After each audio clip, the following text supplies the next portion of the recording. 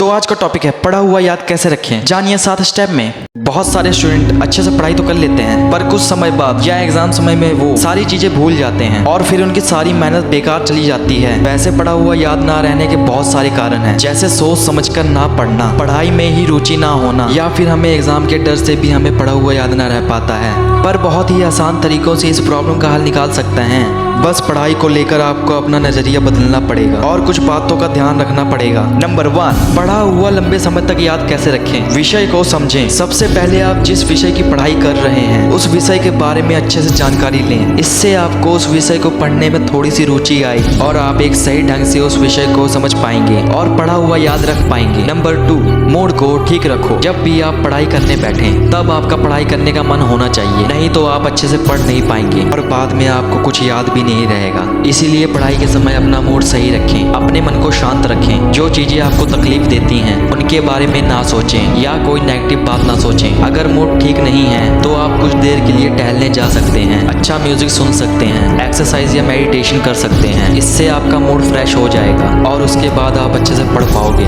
Number 3, समझकर पढ़ो। यही एक चीज है जो पढ़ाई में बहुत ज्यादा जरूरी है। जो भी आप पढ़ रहे हो उसे सोच समझकर पढ़ें। मान लो अगर आप कोई चैप्टर पढ़ रहे हो या किसी सवाल का जवाब पढ़ रहे हो तो वो जानकारी किस बारे में दी गई है उसे अच्छे से समझकर पढ़ें और उसके बाद अपने मन में भी उस चीज को दोबारा दोहराएं। इससे आपको चीजें समझ में आएंगी और पढ़ा हुआ याद भी रहेगा। नंबर 4, पढ़ा हुआ लिखो। पढ़ा हुआ याद रखने की अच्छी टेक्निक ये है कि जब भी आप कुछ पढ़ें तो उसे याद करके लिखने की कोशिश करने की कोई जरूरी नहीं है। आप जिस बुक में पढ़ रहे हो वैसे का ही वैसा लिखो, ये जरूरी नहीं है, बल्कि आप अपने तरीके से भी लिख सकते हो। पर हाँ, जिस चीज के बारे में आप लिख रहे हो वो चीज सही होनी चाहिए। और एग्जाम में भी एग्जामिनर उन्हीं को अच्छे मार्क्स देते हैं जो अपने किसी भी सवाल का जवाब अपने तरीके से देते हैं, क्योंकि बुक में से वैसे का वैसा रटे हुए जवाब उन्हें भी पसंद नहीं है। नंबर 5, खुद का टेस्ट लो। कई सारे स्टूडेंट अच्छे से पढ़ाई तो कर लेते हैं पर वो एग्जाम से पहले ये नहीं देखते क्या उनको अच्छे से आता है और किन चीजों पर अभी मेहनत करनी है। तो खुद का टेस्ट लेने से इन सारी चीजों का पता लग जाता है। तो एग्जाम से कुछ दिन पहले आप पिछले साल के क्वेश्चन पेपर सॉल्व कर सकते हैं। इससे आपको पढ़ा हुआ कितना याद रहा और कितना नहीं ये समझ में आ जाएगा और आपकी गलतियां ही पता चल जाएंगी और बाद में जाकर आप उन पर और मेहनत करके पढ़ा हुआ याद रख पाएंगे। नंबर 6, मेडिटेशन और प्राणायाम करो।